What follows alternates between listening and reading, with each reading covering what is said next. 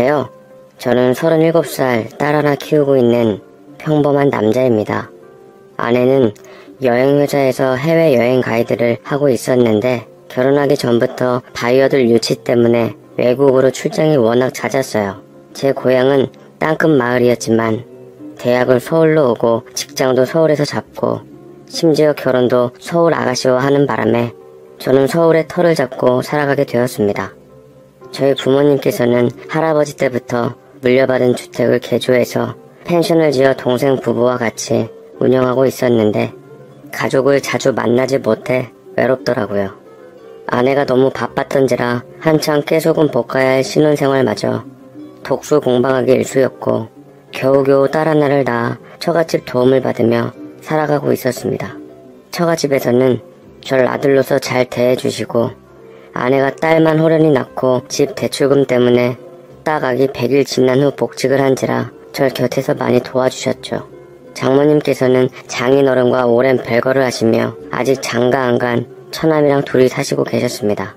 장인어른께서 장모님과 성격 차이로 지속적으로 이혼 요구를 하셨지만 가정을 지키겠다는 일념하에 끝까지 이혼은 안 하셨다고 하더라고요. 그래서 장인어른은 결국 집을 나가셔서 따로 산다고만 들었습니다. 그래서인지 저희 집에서는 장인어른에 관한 단어와 관련된 그 어떤 얘기도 금기어였어요. 장모님께서는 딸에 대해서 정말 애틋하셨는데 그럴 때마다 아내와 장모님께 더 잘해야겠다 생각했습니다. 항상 아침 일찍 오셔서 제 식사를 챙겨주신 후 아이의 밥을 먹이고는 어린이집에 보내주시곤 하셨죠. 아내가 바쁘니 믿고 의지할 사람이 장모님밖에 없더라고요. 그런 장모님의 마음이 너무 감사해서 곁에서 의지할 누군가가 있다는 게 참 마음의 위안이 되는 일이구나 싶었습니다. 제 생일날마저도 아내는 곁에 없었고 장모님께서는 제 생일을 기억해 주시며 미역국을 끓여 제게 떠주시기도 했습니다. 많이 힘들지? 그래서 자식한테는 엄마 아빠가 둘이 있는 법일세. 우리 소연이도 그놈의 돈만 아니면 산후조리도 오래 하고 애 키우면서 집에서 살림만 하게 하고 싶었는데 참 사람 일이 뜻대로는 안 되는 것 같아. 그래도 우리 딸이 사람 볼 줄은 알아서 워낙 착하고 자상한 자네를 데려왔으니 그걸로 난 참 좋아. 장모님께서 그리 말씀하시니 분명 칭찬 같긴 했습니다만 왜 제가 이리 찔리던지요. 괜히 인류대학 나와 고이고이 키운 딸, 저같이 촌놈 출신 능력 없는 직장인에게 주신 것이 후회됐나 싶어 미역국이 목에 잘 안 넘어갔습니다. 그래도 장모님은 제게 친어머니나 같으신 분이셨어요. 남들은 처갓집을 불편하다고 하는데 저는 일평생을 살면서 처갓집에 관해 욕할 일은 평생 없을 것 같았습니다. 장모님께서는 예전에 세심사로 목욕탕에서 근무를 하셨는데 그것 때문에 그런지 몰라도 외모에 신경을 많이 쓰셨어요. 주기적으로 제 회사 근처에 있다던 내과를 다니셨는데 요새는 내과에서도 미용 관련 주사를 다루는지 줄기차게 다니시더라고요. 그곳에서 좋다던 미용 주사나 관련된 약들을 드시면서 좋은 피부와 젊은 외모를 유지하고 있다고 하시는데 사실 장모님께 죄송한 일이지만 크게 효과는 잘 보이지는 않더라고요. 뭐 자기 만족이니 뭐라 말씀드리는 건 그랬지만 좀 돈 낭비가 아닌가 싶었습니다. 뿐만 아니라 장모님께서는 과거 세신사 직업정신이 발동하셨는지 부끄럽게도 제가 목욕할 때 친히 들어오시겠다고 문을 두드리며 등도 몇 번 밀어주시겠다고 하는 거 한사코 거절했습니다. 뭐 어때? 가족끼리 부끄러워하기는. 내가 우리 아들 등도 팍팍 밀어줬는데 사위도 아들 같아서 밀어주고 싶은 맘도 몰라주고 섭섭하네. 라고 하시는데 멋쩍어서 말을 돌려버렸습니다. 저도 누가 등 밀어주는 거 엄청 시원해하고 좋아하긴 하지만 장모님께 제 등을 맡기기에는 아무래도 무안하더라고요.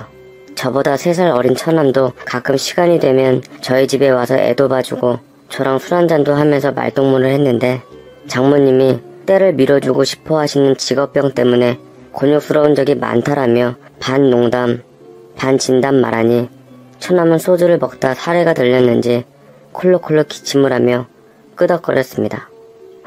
우리 엄마 진짜 못 말리겠네. 그냥 그러려니 해요, 매형.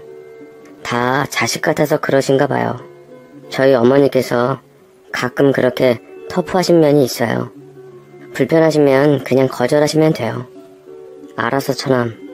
근데 나 궁금한 게 하나 있는데, 처남은 어머니께 등을 자주 맡기는 것 같은데 왜 아내는 장모님께 등을 안 맡기는지 모르겠네. 아내도 때 미는 거 무진장 시원해 하거든.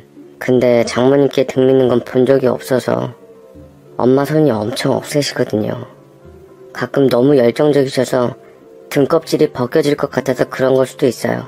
그러니까 매형은 우리 엄마한테 웬만하면 등 맡기지 마세요 라고 얘기를 하니 저는 그때까지만 해도 그 말이 사실인 줄 알고 철석같이 믿었습니다.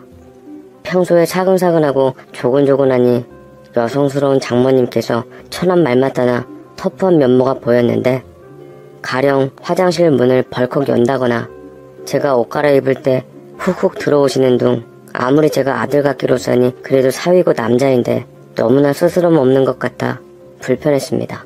그뿐만 아니라 말씀도 많으셔서 항상 제 회사 점심시간 때 20분 후 전화하셔서 꼭 제가 밥 다 먹고 쉴만 하면 전화가 오셔서 한바탕 수다를 떨다 끊으셨습니다. 눈치는 얼마나 빠르신지 그렇다고 안 받으면 하루 종일 삐져 계셔서 안 받을 수도 없었어요. 오죽 맨날 전화가 왔으면 제 아내가 장모님인 줄 착각하는 사람이 있을 정도였습니다. 저번에는 회사 사람들이랑 나눠 먹으라고 도시락까지 잔뜩 싸와 끙끙거리며 들고 오셔서 고마움과 난감함을 한꺼번에 갖게 하셨습니다. 다들 일 열심히 하느라 허기질 텐데 맛있게 먹어요. 일하는 사람들에게는 밥이 곧 힘이야. 많이 먹고 일 열심히 해야지 처자식 안 굶기는 거예요 라고 말했더니 사람들은 장모님의 음식 솜씨에 반했던지 다들 환호성을 쳤습니다. 그렇게 종종 장모님께서 찾아와 제 길을 세워주시니 그럴 때마다 제 어깨도 같이 올라갔습니다. 그러던 어느 날 저희 사장님께서는 그런 장모님의 마음을 이해하신 듯 고마워하시며 절 따로 부르시며 뭘 커다란 보자기 상자를 전해주시더라고요. 이거 가져가서 장모님 드려. 저번에 물어보니까 떡을 좋아하신다고 하시더라고. 이거 유명한 떡집에서 맞췄는데 아마 입맛에 맞으실 거야 라고 얼굴이 붉어져서는 말씀하시는데, 분위기를 보아하니 뭔가 조금 껄쩍지근한 게 있었습니다. 장모님께서 떡을 좋아하시는 건 어찌 아셨는지 계속 장모님 주위를 돌며 관심을 비치는 것이 뭔가 수상쩍기는 했습니다. 장모님께서 현재 혼자시기는 했지만 엄연히 호적상에 집 나간 장인어른이 계시고 법적으로는 부부 사이인데 그 틈에 사장님이 끼어드는 건 엄연한 불륜인 것만 같았죠. 사장님 역시 10년 전에 이혼하시고 혼자 자식들 출가시키고 사시고 계셨는데 꾸준히 노후를 같이 보낼 아내들 분을 찾고 계셨던 것 같았습니다. 그때 딱 저희 장모님께서 사장님 눈에 들어오셨던 거죠. 어찌됐든 하늘같은 사장님이 떡을 전하라 그러시길래 전하기는 하지만 왠지 제가 금기를 저지르는 것 같아서 살짝 걸리긴 했습니다. 장모님께서는 떡을 보며 웬거냐 하셨고 사장님이 전하라고 했다고 말씀드리니 인상을 찌푸리시면서 꼴에 두는 노파같고 땅딸만한 영감탱이 내 스타일 아니라고 전해라 라고 말씀하셨네요. 그래도 떡은 받아서 냉동실에 모두 보관해 두시더라고요. 그때부터 사장님의 적극적인 사랑아리가 시작되었습니다. 저희 장모님만이 오시기만을 기다렸고 저를 닥달해서 기어이 연락처를 알아내고는 장모님께 따로 연락을 드리는 것 같았고 장모님께서는 그닥 큰 반응은 없는 것 같더라고요. 제가 사장님께 직원들 회식 술자리 틈을 비워서 장모님의 상황에 대해 말씀을 드렸더니 깜짝 놀라고는 더 이상 말씀이 없으셨습니다. 그런데 웃긴 건 정작 장모님께서 그 얘기를 사장님께 들으셨는지 씩씩대서 제가 퇴근할 때 맞춰 집에 오시고는 제게 삿대질을 하고 계신 게 아니겠습니까? 자네 사장한테 왜 쓸데없는 말을 하나? 내가 지금 별거 한다는 둥 그런 얘기는 뭐하러 해? 내가 알아서 할 문제인데 자네가 내 대변인도 아니고 아주 그렇게 안 봤는데 정말.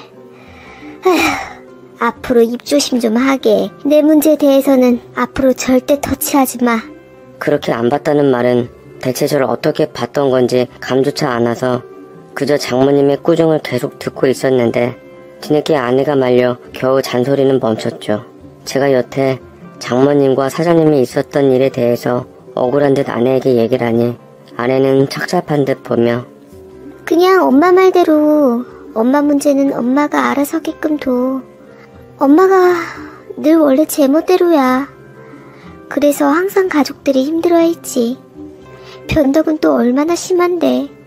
나도 상종 못할 때가 많아서 집 나가 안 들어오고 등 돌린 적도 많았어. 그래도 어쩔 수 없잖아. 부모인데. 나도 그것 때문에 버텼어. 당신도 우리 가족이니까 그러려니 이해해. 라고 말했지만 가끔은 정말이지 장모님이 이해도 안 되고 버거울 때가 많아졌습니다. 제가 솔직한 심정을 아내에게 얘기를 하니 아내는 제 입장에 대해서 잘 알고 있다는 듯 위로해 주더라고요. 그냥 친정엄마 욕하는 사위 뭐 이쁘다고 단순히 위로만 해주면 좋았을걸.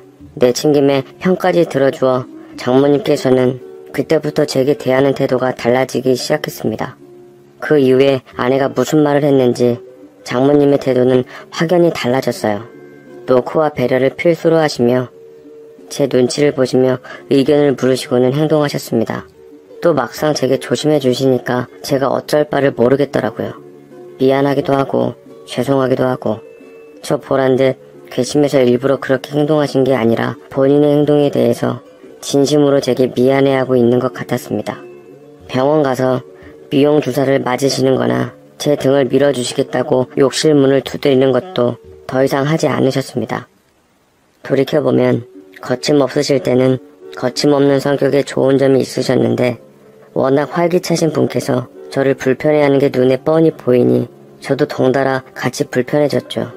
이렇게 사이가 벌어지고 있을 때 장모님은 새 신사 일까지 다시 한다고 출근하셔서 더 뵙기가 어려웠어요. 그래서 저는 큰맘 먹고 날 잡아 장모님을 모시고 월급날을 맞이해서 뭐 하나라도 사드릴 요량으로 백화점 앞에서 뵙기로 했습니다. 장모님은 처음에는 괜찮다며 안 가신다고 했던 것과는 달리 어디 좋은 데 가는 것 마냥 화장을 화려하게 하시고 한껏 차려입고 나오셨는데 근데 기분 탓인가 화장을 하셔도 여성스러웠던 예전과는 달리 뭔가 듬직한 구석이 보였습니다. 뭐랄까 꼭 남자한테 화장을 해놓은 기분?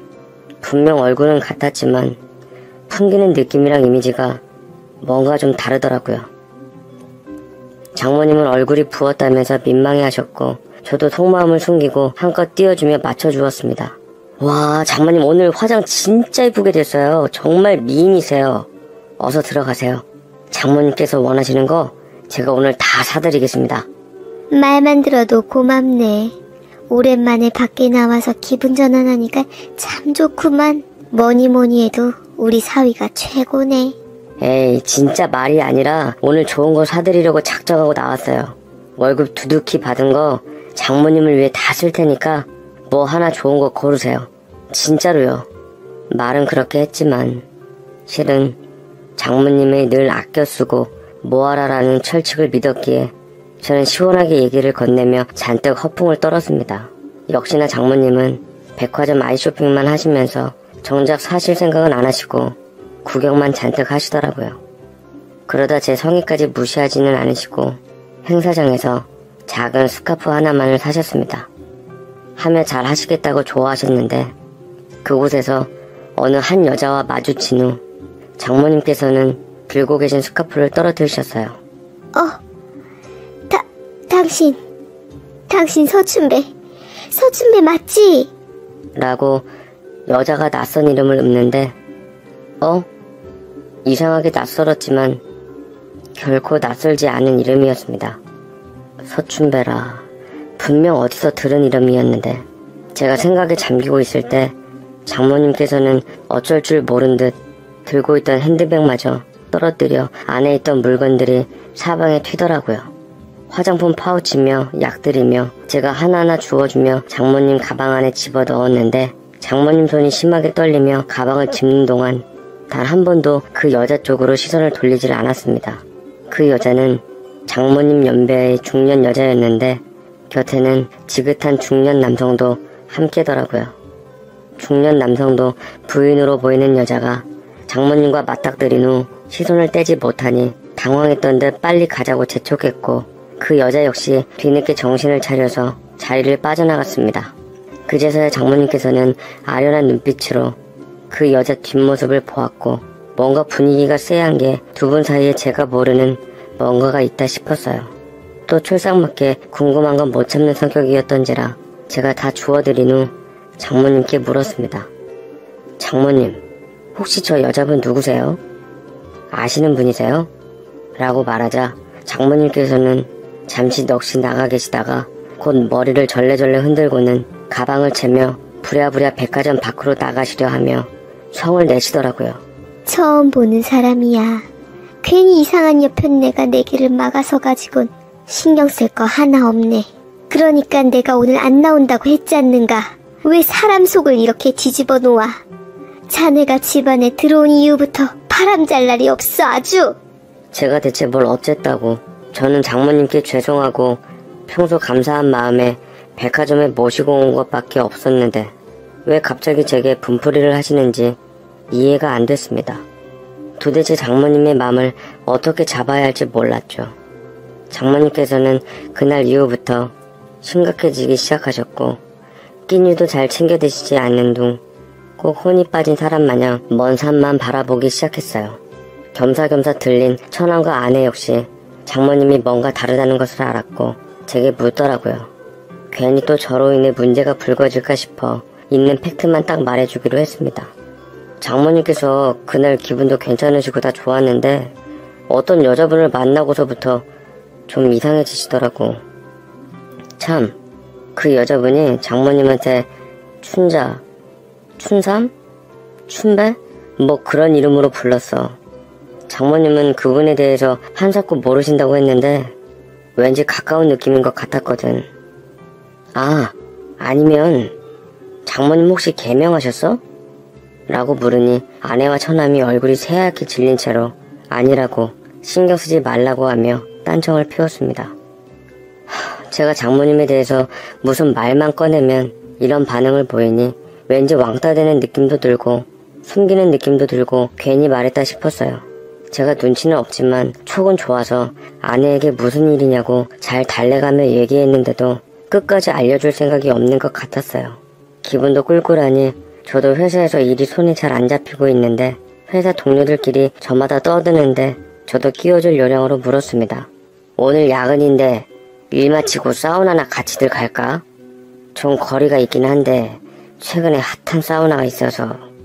그래, 그러던지. 난 그냥 따라갈게. 힘없이 제가 얘기를 하는데 사장님은 어떻게 그걸 들으셨는지 본인도 같이 가자며 단골 사우나에 새 신사가 영 마음에 안 드신다고 따라 나선다고 하자 직원들 얼굴이 다들 뭉개지더라고요. 사장님도 그 맘들을 아시고 시원하게 사우나 비용 같은 거 다 부담하겠다고 했지만 뭉개진 표정들은 펴지질 않았습니다. 뭐 어찌됐든 저희는 밤새 야근을 했고 사장님과 함께 졸지에 가시방석인 사우나를 가게 되었습니다. 준비를 하고 안에 들어가서는 뜨거운 물에 몸을 담그니 온몸이 녹아들면서 사르르 풀리는 것 같았습니다. 시원하다라는 말이 곳곳에서 터져나왔고 저희는 사장님의 비위를 맞춰주며 그냥저냥 솜씨가 훌륭하다는 새 신사나 기다리고 있었는데 이 학스님들이시죠? 한 분씩 오시면 되세요. 남자 목소리치고는 얄쌍한 목소리가 나오며 저희가 일제히 쳐다보았는데 새 신사가 나타나자마자 아리까리한 사람들을 틈타 저는 놀래 자빠질 지경이었고 그나마 눈썰미 좋으신 사장님은 절망감에 바닥에 주저앉고 말았습니다. 그 새 신사는 다름 아닌 장모님 맞으시죠? 장모님이 왜 여기... 자네가 여기까지 어쩐 일이야? 이 먼 곳까지 자네가 왜 왔냐고? 라고 말씀을 하셨고 저는 쭉 시선을 따라가며 기겁을 하고 말았습니다. 회사 동료들과 눈앞에 주저앉은 사장님을 보고서야 장모님은 수습이 불가능하셨던 건지 냅다 도망치시고야 말았네요. 네, 장모님은 티셔츠에 딱 붙는 사각 반바지 차림으로 나타나셨는데 위로는 아리까리했지만 아래는 분명 남자였습니다. 그 순간 느낌이었는지 어쨌는지 불현듯 백화점에서 만난 그 여자의 말이 뇌리를 스쳐 지나갔는데 분명 그 여자분이 말한 서춘배는 장모님을 떠난 장인 어른의 성함이 분명했어요. 그 여자가 장모님께 서춘배라고 불렀다면 한숨이 나오네요. 맞아요. 장모님이 사실은 그 떠나가셨다던 장인어른 본인이셨던 거죠. 언뜻 느낌이 맞다면 아내의 얼굴이 엿보였던 백화점에서 만난 그 중년 여성분이 어쩌면 제 진짜 장모님인 것 같아 보였습니다. 장모님께서 자리를 떠나신 후 저를 비롯한 회사 식구들은 꿈이라도 꾼 것 마냥 다들 놀라 입을 다무질 못했고 그중 충격이 제일 심한 건 저와 사장님이었습니다. 특히나 사장님께서는 장모님을 마음에 두셨던지라 뒤통수를 세게 얻어맞은 기분이었겠죠. 저 역시 가족으로서 장모님께 배신당한 느낌이라 사실 확인을 위해 아내에게 전화를 걸었어요. 아내에게 이게 다 어떻게 된 거냐고 장모님에 관해 직접 겪은 얘기를 하며 어찌된 일인지 혼란스러운 와중에서 물었습니다. 아내는 어이없게도 이미 알고 있는 듯 절 침착하라고 달래며 일단 집으로 오라고 했어요. 그리고 저는 집안에서 아내의 입을 통해 말도 안 되는 얘기를 듣게 되었습니다. 사실은 당신이 예상한 게 맞아. 지금 당신이 장모님이라고 알고 있는 사람 바로 우리 아빠야. 우리 아빠 엄마와 결혼하고 우리를 낳고 난 후 본인의 정체에 대해서 혼란스러움을 느끼셨대. 그것 때문에 다니던 직장도 그만두시고 엄마랑 많이 싸우면서 힘들어 하시다가 결국 엄마가 다른 남자와 함께 집을 나가버렸어. 아빠는 그걸 말릴 수도 없어서 붙잡지는 못했지만 엄마를 사랑한 마음은 진심이었는지 이혼은 끝내 안 해준다고 했나봐. 엄마하고 연락한 지 오래되어서 나도 잘 모르겠지만 당신이 볼 때 여자 모습의 아빠를 알아볼 만한 낯선 사람은 엄마밖에 없으니 그것도 아빠의 이름까지 언급했다면 엄마가 맞을 거야. 나도 처음에 아빠가 원망스럽고 그랬는데 그래도 어떡해. 아빠의 인생이란 게 또 있는 건데 자식까지 버리고 나간 엄마보다는 그래도 우리 남매 여태껏 헌신적으로 키워준 아빠를 이해하고 싶었어. 아내는 눈시울을 붉히며 얘기를 했고 뒤늦게 이 소식을 듣고 부랴부랴 저희 집으로 온 처남 역시 눈물을 채 감추질 못했습니다. 말로만 듣고 남일처럼만 알고 있던 진실을 알게 되자 저는 도망치고 싶었지만 그래도 장모님을 아니 장인어른을 이해하고 감싸줘야 하는 건 가족이 맞다는 것에 저는 씁쓸하게 인정을 해야만 했어요. 뭐 인정 안 하면 어쩔 건가요? 장인어른이 장모님이 되셨다는데.